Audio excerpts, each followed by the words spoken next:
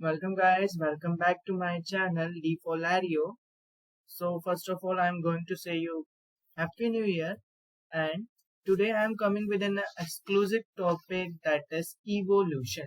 Evolution में आज हम origin of species के बारे में कि species कैसे originate हुई है और primitive atmosphere क्या था का regarding to theories और origin से related जितनी भी theories हैं उनके बारे में एक डीप इलाबोरेट डिस्कशन करेंगे ओरिजिन ऑफ स्पीशीज। तो चलते हैं हम अपने टॉपिक पे। तो चलते हैं नेक्स्ट स्लाइड पे, that is origin of life, biopoiesis. अगर हम ओरिजिन ऑफ लाइफ की बात करें कि लाइफ ओरिजिनेट कब हुई थी अर्थ पे, तो before I am going to this topic that life originate कब हुई थी अर्थ पे, उससे पहले हम अर्थ का ओरिजिन देख लेते हैं कि अर्थ फॉर्मेशन कब हुआ। तो as you guys know that 4.6 billion year ago earth originate हुई थी, यानी ये कह सकते हो कि फॉर्मेशन ऑफ अर्थ हुआ। फॉर्मेशन ऑफ अर्थ यहाँ पे आप लोगों के लिए मैं देख लेता हूँ। फिर उसके बाद 3.4 बिलियन ईयर्स अगो बाद, या आज से 3.4 बिलियन ईयर्स अगो फर्स्ट फोटोसिंथेटिक बैक्टीरिया दिखा था। और दीज आर जस्ट थ्योरीज, ठीक है। ये थ्योरीज एविडेंस के बेसिस पे ये बताया गया है कि ये चीजें इस टाइम देखी गई थी। There is an just an evidence, तो हम पर्टिकुलरली नहीं कह सकते कि हाँ ये इतने ही साल पहले हुआ होगा, बट हाँ एविडेंसेस इतने स्ट्रॉन्ग हैं that we can say that 4.6 billion year ago earth का फॉर्मेशन हुआ था and 3.4 billion year ago first photosynthetic bacteria दिखा था। तो 2.7 बिलियन अगो आपका ये photosynthetic bacteria is evolve. Now 2.7 billion years ago आपका एक साइनो बैक्टीरिया, जिसको हम ब्लू ग्रीन एल्गे भी कहते हैं, बीजीए, ये आया था। इससे बाद आपका 2.4 और अप्रोक्सीमेटली 2.3 बिलियन ईयर्स अगो आपका फर्स्ट रॉक का एविडेंसेस दिखे थे। First rock evidences of atmospheric oxygen। 4.7 billion years ago आपका ग्रीन एल्गे बना था। और as you guys know that कि एल्गे जो कंट्रीब्यूट करती है वो अप्रोक्सीमेटली 90% ऑफ CO2 को फिक्स करने का काम करती है, तो उसके ऊपर हम बाद में जाएंगे। 0.475 बिलियन ईयर्स अगो आपका फर्स्ट लैंड प्लांट ओरिजिनेट हुआ था। तो इस तरह से आपका ओरिजिन ऑफ स्पीशीज या origin of life on earth थोड़ा सा स्टार्टिंग हुआ था, बट एग्जैक्ट हमारे पास एविडेंसेस नहीं थे। We have just put in theories, और उन थ्योरीज को पुट करने के लिए वी रिक्वायर्ड मैनी एविडेंसेस, बहुत से एविडेंसेस देने पड़ते हैं, then the theory is beneficial to everyone.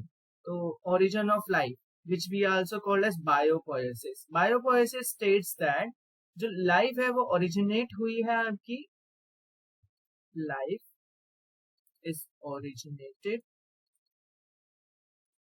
from a known living of organic matter।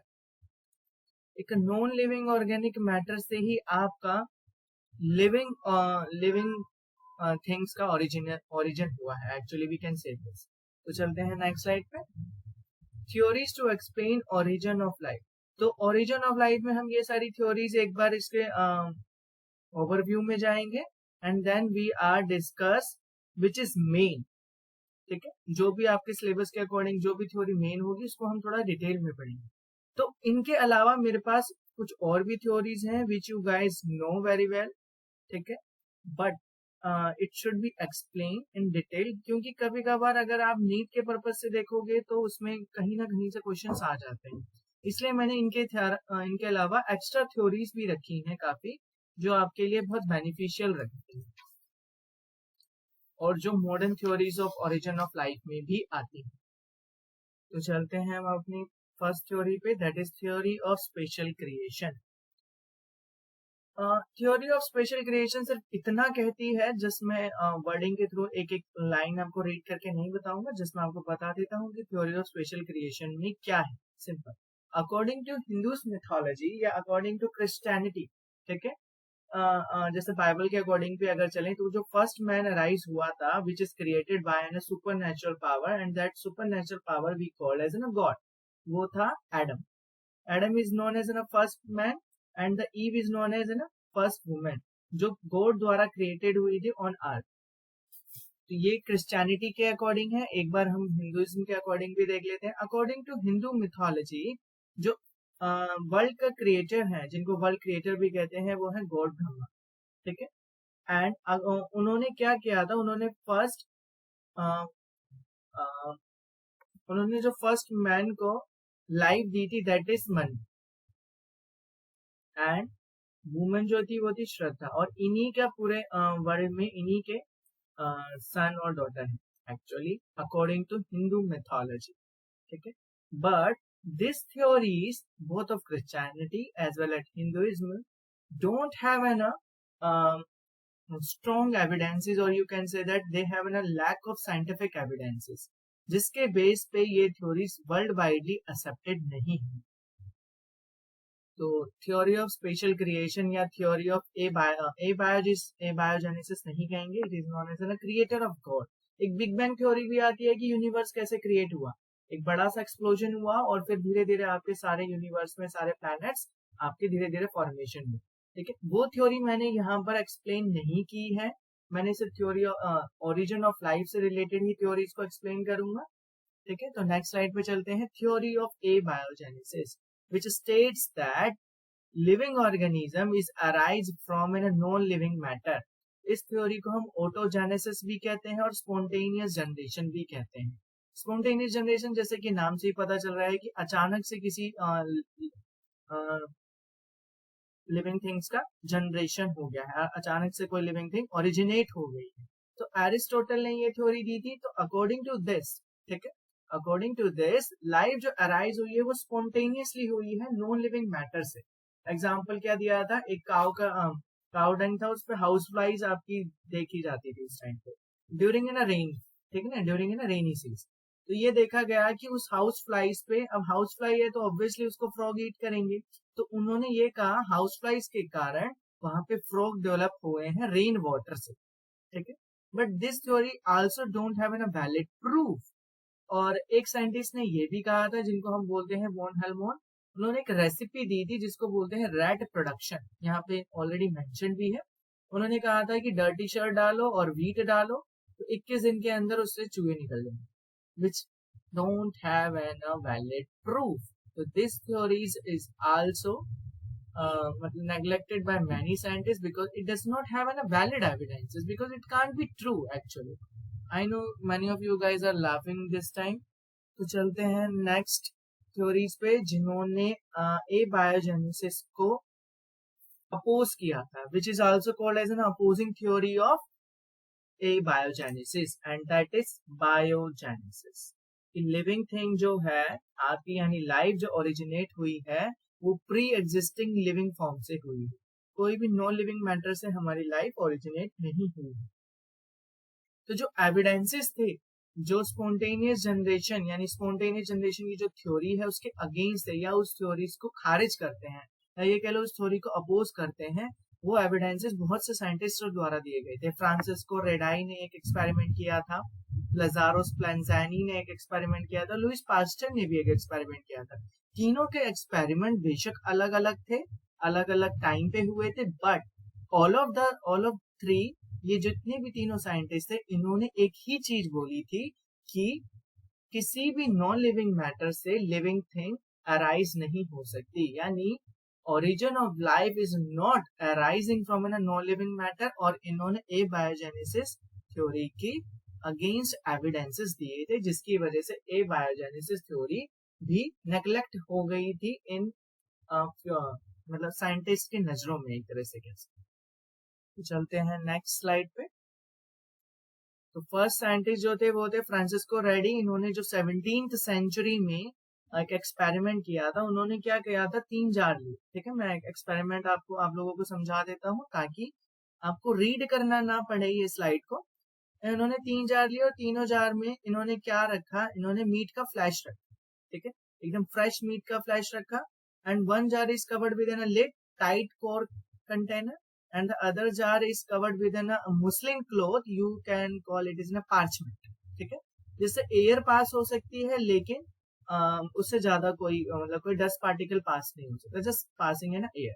और एक जार को उन्होंने ओपन लिड में रखा। तो ये देखा गया कुछ टाइम बाद या कुछ समय बाद उन्होंने ये देखा कि जो कवर्ड लिड वाला जार था उसमें कोई भी यानी मीट फ्लैश पे कोई भी मतलब ऑर्गेनिजम्स नहीं देखने को मिले। यानी जैसे कि एबायोजेनेसिस थ्योरी जब दी गई थी, एक चीज ये टॉपिक रह गया है, मैं यहाँ पे एक्सप्लेन कर देता हूँ। एबायोजेनेसिस थ्योरी जब दी गई थी तो देखा गया था जो मीट का फ्लैश है उसके ऊपर कुछ मैगट्स दिखाई दिए थे। ये मैगट्स को ये माना गया था कि जो नॉन लिविंग मैटर है उसी से लिविंग थिंग अराइज हुई है। तो वो कैसे हुआ, इसलिए इसी के अगेंस्ट एविडेंसेस दिए फ्रांसिस्को रेडाई ने और ये एक्सपेरिमेंट परफॉर्म किया अपने घर पे। तो उन्होंने जब जो कवर लिड वाला देखा था इसके अंदर कोई भी मैगट्स नहीं थे फ्लैश में। अगर ये एबायोजेनेसिस थ्योरी अगर ट्रू होती तो इसके ऊपर मैगट्स आने चाहिए थे instead of covering of the lid, but ऐसा नहीं हुआ। फिर उन्होंने मुस्लिन क्लॉथ वाले पे देखा तो मुस्लिन क्लॉथ के ऊपर वहां पर ड्यू टू ये ये जो मुस्लिन क्लॉथ वाला जार था इसमें एयर पास होने की वजह से ये मीट फ्लैश सड़ा जरूर, लेकिन इसके ऊपर कोई भी मैगट्स नहीं अराइज हुए।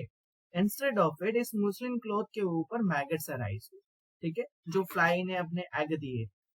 एंड जो जार ओपन था उसमें ही सिर्फ ये देखा गया कि मीट फ्लैश के ऊपर बहुत सारे फ्लाइज ने अपने एग ले करे and that called as an maggot, ठीक है। तो इसका मतलब ये प्रूफ हो गया कि एबायोजेनेसिस थ्योरी जो है दैट इज रॉन्ग। क्योंकि अगर ऐसा होता कि आपके नॉन लिविंग मैटर से ही लिविंग थिंग अराइज होते तो ये कवर लिड वाले में भी होते, ठीक है। तो ऐसे ही एक्सपेरिमेंट आपके स्पेलेंजिनी ने किया था। इन्होंने क्या करा, इन्होंने एक आफ्टर बॉइलिंग है इन्फ्यूजन इन अ फ्लास्क, एक बार इसको रीड आउट कर लेते हैं ताकि आपके लिए भी अंडरस्टैंडिंग रहेगा। After boiling hay fusion infusion एक फ्लास्क का नाम है। He sealed the flask with a cord. उन्होंने hay fusion flask hay fusion में किस हे फ्यूजन का जो फ्लास्क में hay fusion actually you can say little grasses in water, उन्होंने उसको बॉईल किया और उसको सील कर दिया विद ए टाइट कॉर्ड, ठीक है।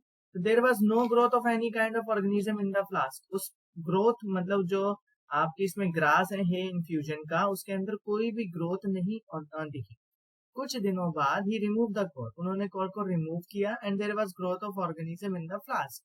और फिर आपके उस फ्लास्क में ऑर्गेनिज्म की ग्रोथ शो हुई, क्योंकि एयर एंटर कर गई फ्लास्क में और एयर है स्पोर्स ऑफ माइक्रो ऑर्गेनिज्म, और एयर के पास क्या थे, स्पोर्स थे, माइक्रो ऑर्गेनिज्म थे, जिसकी वजह से growth show, which prove and which मतलब disprove the theory of abiogenesis, and this evidence is taken against the theory of spontaneous generation कि spontaneous generation can't be possible actually, ठीक है। Louis Pasteur ने भी सम ऑफ हाउ ऐसा ही कुछ experiment किया था, उनका भी एक एक्सपेरिमेंट देख लेते हैं एक बार। He design a special type of flask, इन्होंने एक स्पेशल टाइप का फ्लास्क डिजाइन किया जिसको हम बोलते हैं स्वेन नेक शेप्ड फ्लास्क, ठीक है। ये ब्रॉथ था, ब्रॉथ लिक्विड, जिसके अंदर आपका ईस्ट, शुगर एंड वाटर था फ्लास्क में, इसको बोलते हैं ब्रॉथ लिक्विड एक्चुअली। उन्होंने इसको लेफ्ट रख दिया विदाउट कॉर्क, मतलब ओपनली रखा, बिना कॉर्क से कवर्ड। तो कोई भी माइक्रो ऑर्गेनिज्म डेवलप्ड नहीं हुआ काफी दिनों बाद। उसके बाद क्या किया, micro organism along with dust got entrapped in the curved band in flask. ये जो इन्होंने ये स्वेन नेक बनाया था फ्लास्क, यहाँ पर तो कोई माइक्रो ऑर्गेनिज्म नहीं दिखा। फिर कुछ समय बाद यहाँ पर माइक्रो ऑर्गेनिजम्स की प्रेजेंस दिखी, ठीक है। when the neck was cut, air could enter the main chamber of flask and there was growth of microorganism। जब इसको यहाँ से कट आउट कर दिया गया तो देखा गया कि इसमें माइक्रो ऑर्गेनिज्म की ग्रोथ हो रही है, ठीक है। Pasteur finally disproved abiogenesis and proved biogenesis. तो लुइस पास्चर ही थे जिन्होंने फाइनली एबायोजेनेसिस को कंप्लीटली तरीके से डिस्प्रूव किया और थ्योरी ऑफ बायोजेनेसिस दी कि living thing can be arise from in a pre existing of living form, not from in a living non living matter. According to theory of biogenesis, life arises from pre-existing, but life it does not explain how the pre-existing life was. उन्होंने ये theory जरूर दी थी, लेकिन उन्होंने ये explain नहीं कर पाया कि प्री एग्जिस्टिंग लाइफ ओरिजिनेट कैसे हुई थी. ठीक है, क्यों अभी स्वाइन नेक में आपका ऑर्गेनिज्म का ग्रोथ हुआ? क्योंकि प्रॉपर तरीके से जब यहाँ से एयर जा रही है तो इट स्टक्ड है. ठीक है, तो ये प्रॉपर तरीके से यहाँ पे नहीं मिल पा रही, लेकिन after cutting it directly contact with growth solution, जिससे माइक्रो ऑर्गेनिज्म का ग्रोथ एक वेल सुटेबल इन्वायरमेंट में अच्छे तरीके से हो रहा था. क्योंकि you guys very well no that कि कोई भी माइक्रो ऑर्गेनिज्म को ग्रो करने के लिए फेवरेबल कंडीशंस चाहिए. अनफेवरेबल कंडीशंस में वो ग्रोथ नहीं करेगा. तो इन तीनों के एक्सपेरिमेंट्स ने थ्योरी ऑफ एबायोजेनेसिस को फाइनली कंप्लीट तरीके से डिस्प्रूव कर दिया था. और लुइस पास्चर ने एक थ्योरी दी that is called as biogenesis, but they don't have an valid और एक्सप्लेनेशन फॉर दिस थ्योरी. लेकिन उन्होंने जस्ट थ्योरी दी थी, उन्होंने एक्सप्लेन नहीं किया. तो अब हम अपनी नेक्स्ट थ्योरी पे चलते हैं, थ्योरी ऑफ पैनस्पर्मी, जिसको हम कॉस्मोसिक थ्योरी या इंटरप्लेनेटरी थ्योरी भी कहते हैं. ये थ्योरी रिक्टर ने प्रपोज करी थी, लेकिन अर्हेनियस द्वारा ये थ्योरी बहुत ज्यादा सपोर्ट की गई थी. इस थ्योरीज के अकॉर्डिंग लाइफ जो है वो अर्थ पे ओरिजिनेट नहीं हुई है. Instead of it is came from another planet. वो दूसरे प्लैनेट से आई है स्पोर्स की फॉर्म में, और ये स्पोर आपके अर्थ पे आकर माइग्रेटेड हुए हैं और यहाँ पे इन्होंने अपना ओरिजिन शुरू कर दिया. यानी ये देखिए एक तरीके से तो फैल गए. लेकिन बहुत से साइंटिस्ट इस थ्योरी को क्रिटिसाइज करते हैं, ये कह के कि स्पोर्स जो है वो आपके सरवाइव कर ही नहीं सकते आउटर मोस्ट एटमोस्फेयर में. क्यों नहीं सरवाइव कर सकते? क्योंकि एटमोस्फेयर में कोई भी एयर नहीं है, वाटर प्रेजेंस नहीं है. तो वहां पे एक्सट्रीम ड्राइनेस है, हाई टेम्परेचर है, यूवी रेज है, और कोई भी स्पोर ऐसे कंडीशन को मेंटेन नहीं कर सकता, सस्टेन नहीं कर सकता. इसलिए ये थ्योरी का भी ज्यादा वैलिड प्रूफ नहीं रहे, और ये थ्योरी भी डिस्प्रूव हो गई अपने आप में, क्योंकि इसका कोई एक वैलिड एक्सप्लेनेशन नहीं था. तो चलते हैं नेक्स्ट स्लाइड पे, यानी हमारी next theory which is also called as a modern theory. Modern theory of origin of life. First I have to see what the theories okay. पहले हम इसको देख लेते हैं, फिर हम आगे चलते हैं. अकॉर्डिंग टू दैम, इनके अकॉर्डिंग यानी ऑपरेन एंड हेल्डिंग थ्योरी के अकॉर्डिंग, जो प्रिमिटिव एटमॉस्फेयर था अर्थ का वो बहुत ही डिफरेंट था आज के एटमॉस्फेयर से. यानी कहने का मतलब जैसे आज हमारे एनवायरनमेंट में lots of oxygen, lots of CO2 presence है, तो आपके प्रिमिटिव एटमॉस्फेयर अर्थ का ऐसा नहीं था. उस समय जो अर्थ का एटमॉस्फेयर था वो रिड्यूसिंग टाइप था, यानी कोई भी ऑक्सीजन फ्री फॉर्म में अवेलेबल नहीं. अगर कोई भी फॉर्म में अवेलेबल थी तो वो बाउंडेड फॉर्म में थी, जैसे कि मेटल ऑक्साइड में बाउंडेड थी, और उस टाइम पे कोई ओजोन लेयर भी नहीं थी, टेम्परेचर भी बहुत हाई. तो अर्ली अर्थ बहुत ज्यादा, उसके अंदर इननंबरेबल, बहुत ज्यादा अमाउंट में innumerable atom of hydrogen, oxygen, carbon, nitrogen, sulphur, phosphorus etcetera, जितने भी आपके अप्रोक्सीमेटली मैटर या एलिमेंट्स होते हैं वो प्रेजेंट है, और बहुत ज्यादा अमाउंट में थे, but they are in bounded form. Actually ये जितने भी एलिमेंट्स आपके बाउंडेड फॉर्म में प्रेजेंट थे, actually these element are very essential for formation of protoplasm. आप लोग यहाँ पे देख रहे होंगे कि ये एक प्रोटोप्लाज्म फॉर्मेशन हो रहा है. ठीक है, तो प्रिमिटिव एटमॉस्फेयर में जो भी आपके एलिमेंट प्रेजेंट थे, that is hydrogen, oxygen, carbon, nitrogen, which are not presented in free form.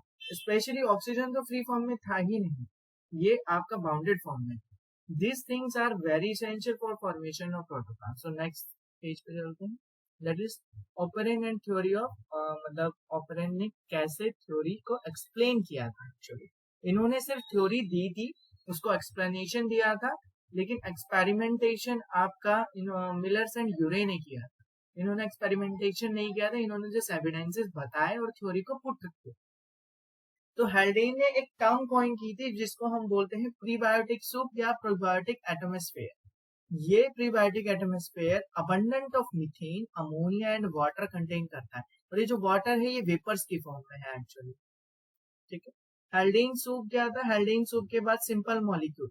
हेल्डेन soup में जब इलेक्ट्रिक डिस्चार्ज हुआ, मतलब देखो, कोई भी मॉलिक्यूल को फॉर्मेशन होने के लिए it required an lots of energy, तो उस टाइम पे एनर्जी कहाँ से मिली?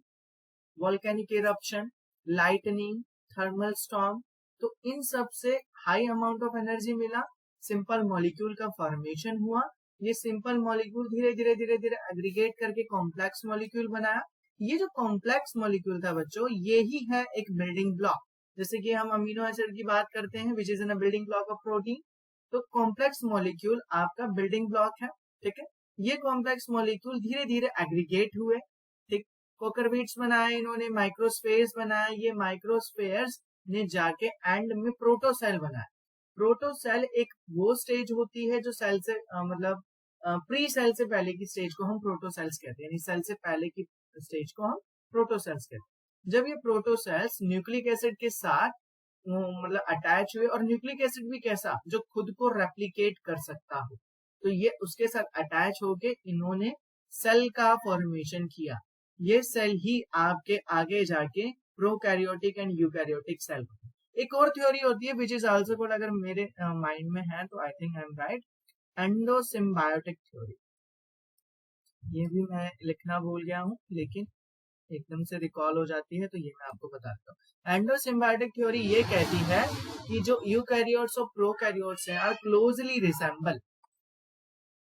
तो ये थ्योरी ये कहती है कि प्रोकैरियोट से ही यूकैरियोट्स अराइज हुए हैं, because mitochondria and chloroplast have an close resemblance. दोनों एक दूसरे के बहुत क्लोज रिसेम्बलेंस है, दोनों में सिमिलैरिटीज काफी हद तक पाई जाती हैं। तो ये थ्योरी ये बताती है। तो इस थ्योरी के बारे में हम तो इसके बारे में ज्यादा डिटेल में नहीं चलेंगे, तो चलते हैं नेक्स्ट स्लाइड पे।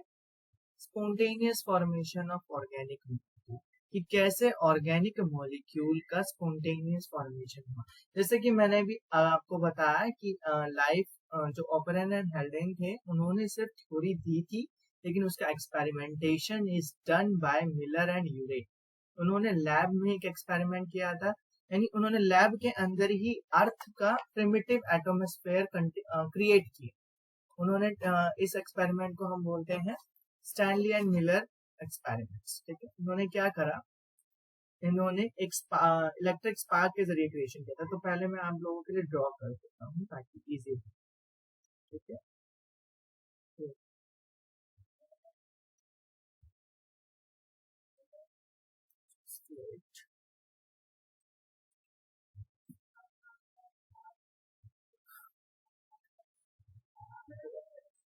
ये गया है आपका ट्यूब,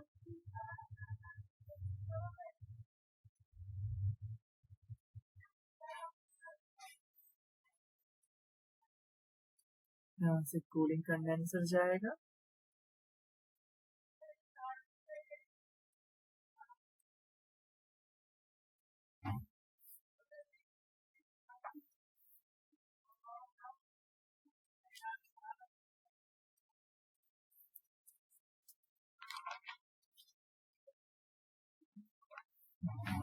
थोड़ा सा कर देते हैं।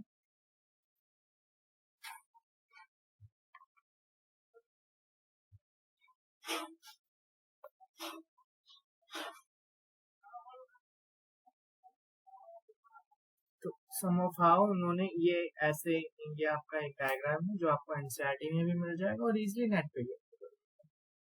इन्होंने क्या करा, first demonstrated in 1950 by sharing that discharge of electric spark into a mixture of hydrogen। ये हाइड्रोजन का मिक्सचर कैसे है, यहाँ पर हीट दे देते हैं। ये वाटर था जिसको बॉईल किया गया, ये बॉइल वाटर वेपर्स आपके ट्यूब से होते हुए यहाँ से मूव करते हुए यहाँ पर आएंगे। यहाँ पर जो था एक मिक्सचर था, किस किस का मिक्सचर था, मीथेन का, अमोनिया का, हाइड्रोजन का। अब जैसे ही इनके प्रेजेंस में वाटर वेपर के मॉलिक्यूल्स आए और एक इलेक्ट्रिक स्पार्क आया, इलेक्ट्रोड के जरिए इलेक्ट्रिक स्पार्क डाला गया, ठीक है ना। ये इलेक्ट्रिक स्पार्क क्या कंडीशन किस चीज को रिजेंबल करता है, ये इलेक्ट्रिक स्पार्क वोल्केनिक इरप्शंस को, थंडरस्टॉर्म को, उनको रिजेंबल करता है, लाइटनिंग वगैरह। इस इलेक्ट्रिक डिस्चार्ज की वजह से वाटर वेपर और ये सारे के जितने भी गैसेस कंटेंट थे ये मिक्स्ड हो गए, जिसकी वजह से ये एक मॉलिक्यूल फॉर्म हुई है। ठीक है, इस मॉलिक्यूल को यहाँ पर कूलिंग डाल के उसका टेम्परेचर डाउन किया गया और यहाँ से जो ऑर्गेनिक मॉलिक्यूल हमें मिला दैट कंटेन एन आस्पार्टेट, ग्लूटामेट, यानी अमीनो एसिड्स मिले जो एक्चुअली 25 अमीनो एसिड से ही क्लोजली रिजेंबल थे। तो इस एक्सपेरिमेंट के जरिए मिलर एंड यूरे ने शो किया कि ऑर्गेनिक कंपाउंड जो है, यानी ऑर्गेनिक जैसे अमीनो एसिड है जो नेसेसरी होते हैं लिविंग ऑर्गेनिज्म के, that are made from non living organic matter. ठीक है, तो इसके जरिए उन्होंने ओपरेन एंड हेल्डेन की थ्योरी को एक्सपेरिमेंटली प्रूव किया। तो कंक्लूजन में आप देख सकते हो, Miller and Urey prove that organic molecule could be form from inorganic molecule in early earth atmosphere, यानी वो बन सकता था अर्ली अर्थ एटमॉस्फेयर, जो भी प्रिमिटिव कंडीशन थी अर्थ की उस टाइम, नॉट नाउ। ठीक है, ये उनका एक्सपेरिमेंटेशन था जो यहाँ पर भी मैंने आपको रिटर्न लिखा है, तो इजीली रहेगा पढ़ने में। तो आज के लिए हमारी इस वीडियो में सिर्फ इतना ही। नेक्स्ट वीडियो में मैं उन थ्योरीज को लेकर आऊंगा जो आपके थोड़ा सा आउट ऑफ सिलेबस जरूर है, but that theories are also necessary on the point of view of origin of species, जिसमें थ्योरीज आपकी आती हैं मॉलिक्यूल फ्रॉम आउटर स्पेस, जिसमें आप मर्चिंसन मेटेरॉइड के बारे में पढ़ोगे, डीप सी हाइड्रोथर्मल बैंड्स, इसके अंदर बहुत वाइडली एक्सेप्टेड थ्योरीज नहीं है जो भी अब आएंगी, क्योंकि ये मॉडर्न डे की थ्योरीज है और सबसे ज्यादा जो एक्सेप्टेड हुई है that is RNA world hypothesis, और आरएनए वर्ल्ड से रिलेटेड एक चीज है सेल्फ रेप्लिकेटिंग आरएनए। तो इन सब के बारे में हम नेक्स्ट वीडियो में चलेंगे। तो तब तक के लिए thank you so much, and please don't forget to like my videos and also subscribe my channel to get a more video like this. Thank you.